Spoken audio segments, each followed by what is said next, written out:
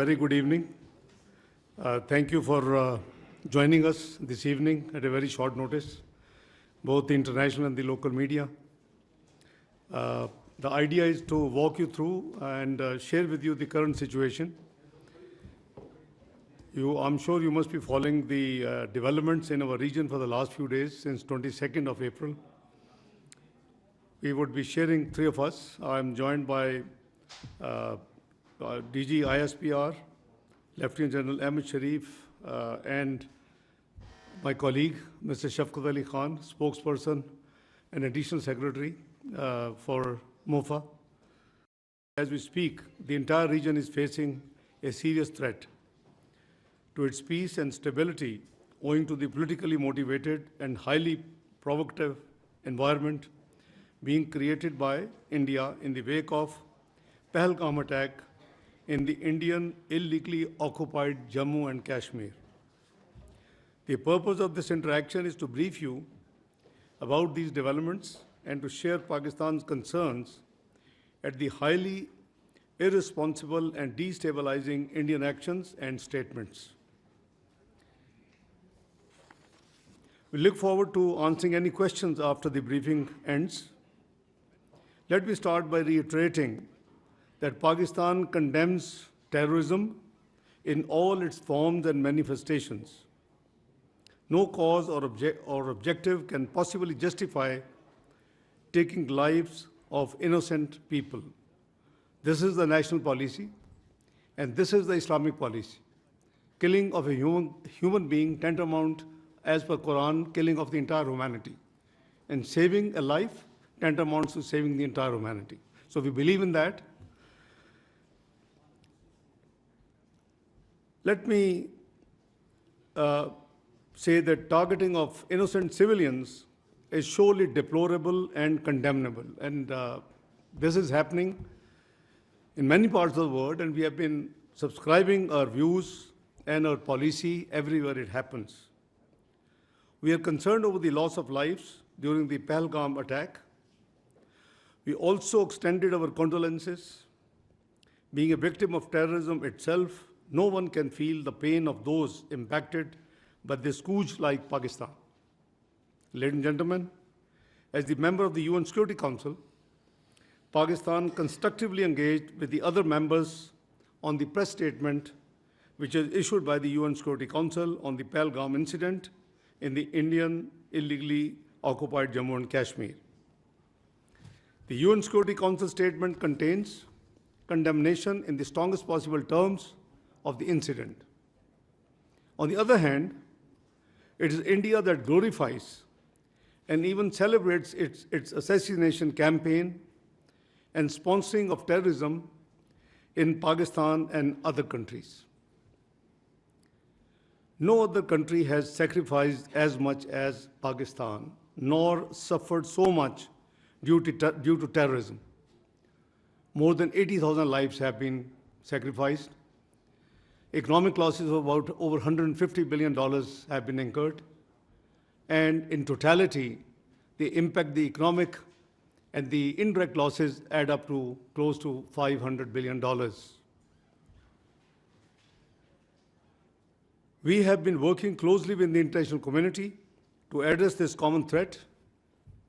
Since 22nd of April, Foreign Office has been actively involved and in interacting with the international community. At least a dozen foreign ministers, deputy prime ministers, and the Prime Minister, I have been in touch and have discussed and explained the situation.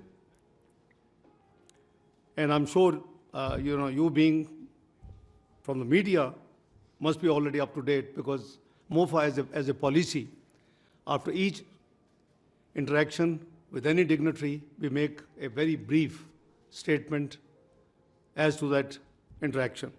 Brilliant law enforcement agencies, as well as common citizens, have helped address the threat of terrorism and contributed towards regional and international peace and stability. In fact, Pakistan has been a victim of terrorism that is planned, orchestrated, and sponsored by India. In this backdrop, it is preposterous to even suggest any kind of association of Pakistan with this incident.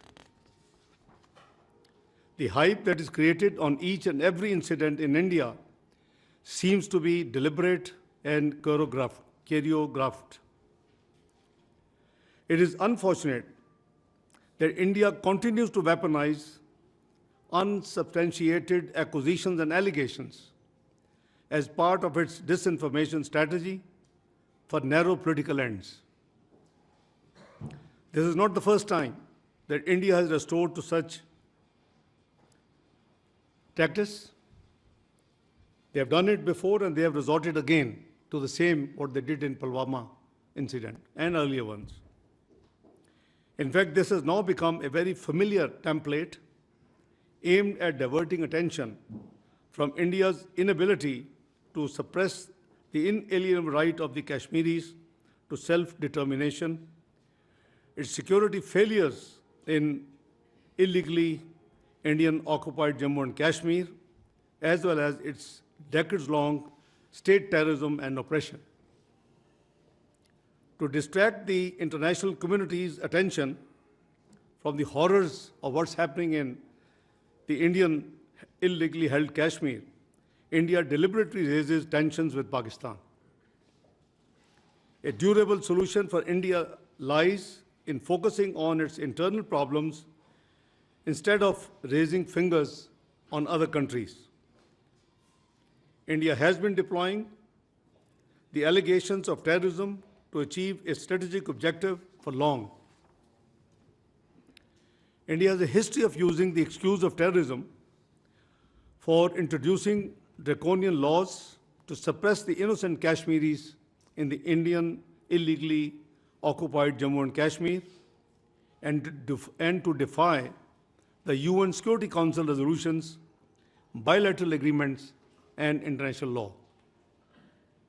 A case in point being India's illegal and unilateral actions of 5th of August 2019 reminds us of the blatant violation of the relevant UN Security Council resolutions and the 4th Geneva Convention, as well as India's own commitments. India needs to explain why such incidents usually coincide with high-profile visits. Please make no mistake, the root cause of instability and conflict in South Asia is the unresolved and long-festering Jammu and Kashmir dispute. India's illegal occupation of the Indian illegally occupied Jammu and Kashmir in stark violation of the UN Security Council resolutions and grave violations of the human rights must remain a matter of grave concern for the international community. At the same time, all such incidents are used to whip up domestic political sentiment for narrow political gains. We remain extremely concerned at the very vitriolic, highly inflammatory, and blatantly Islamophobic narrative being directed against the Kashmiris and the Indian Muslims. Indian media and political leaders are directing a similar discourse against Pakistan. This highly irresponsible ploy for narrow objective gains is dragging the entire region towards extreme instability. India made allegations against Pakistan after the Pahalgam attack without an iota of evidence and with such dramatic speed. Pakistan has nothing to do with it, and we have said so right from the beginning, and I repeat, Pakistan has nothing to do with Pahalgam incident, period.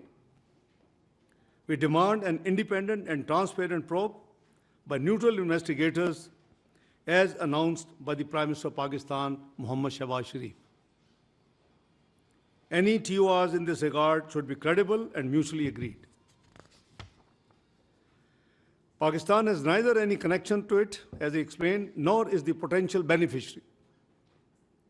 At a time when Pakistan economy is stabilizing and we are making significant progress against terrorism, we need to question why this situation is being created by India all of a sudden, and what is the motivation behind it. The actions that India has announced after its Cabinet Committee on Security are illegal and highly irresponsible.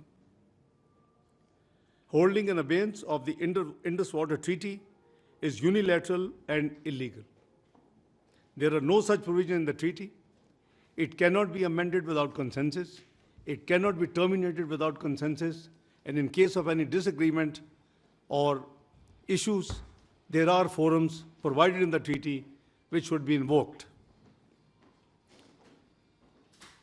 This action shows India's blatant disregard for the sanctity of international treaties. It sets a dangerous precedent.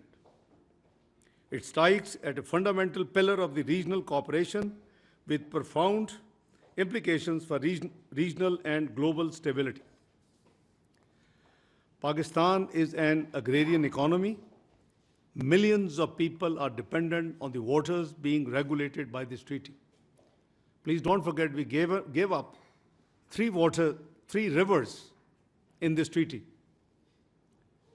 And I hardly can find a water distribution treaty in the world whereby a part of dealing with the distribution of water, the rivers could have only also been given up.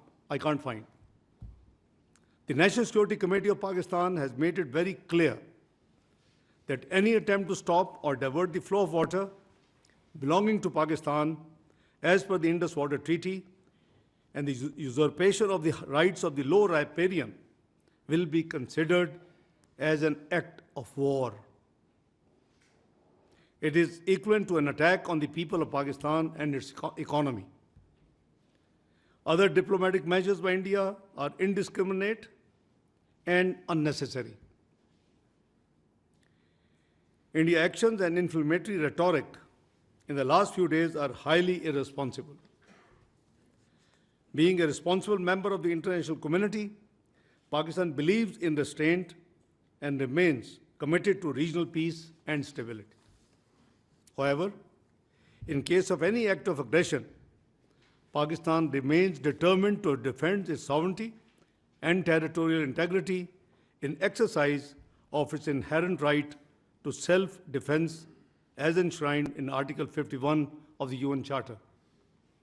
The world leaders I have been speaking to in the last few days after this incident, who have been requesting for the exercise of restraint, I have been making it very clear on behalf of our government, on behalf of the nation, Pakistan will not be the first one to resort to any escalatory move.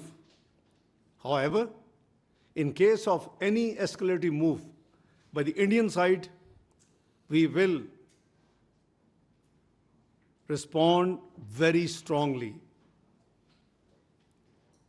Let me raise some questions that need to be considered with respect to the Pahalgam incident. One, is it not the time for the international community to hold India accountable for its transnational assassinations in different countries, including Pakistan? Two, is it not important to distinguish between the international community's sympathy with victims of the incident and unwitting endorsement of Indian belligerence? Three, is it not that Indian propaganda is aimed at fabricating a casus belli for a military adventure? Four, don't you think that India's blatant disregard of international law and whimsical approach towards its obligations would lead to a highly unstable and unpredictable regional order? Five, isn't it high time for the international community to step in to condemn India and to prevent it from targeting people on the basis of Islamophobia and religious hatred? Six, can we deny that the dangerous Indian brinkmanship and efforts aimed at escalation can potentially lead to disastrous consequences in a nuclearized region and beyond? Notwithstanding above, Pakistan is cognizant of the developing situation. We are very alert, the armed forces are alert, and the National Security Committee resolve is very much there. We are vigilant, our armed forces are vigilant, and the nation will thwart any misadventure, responding in a befitting and decisive manner at the time and place of our choosing. Let me also share with you that it took no time that we issued the statement expressing our condolences. I was with Prime Minister in Ankara on an official 36 hours visit.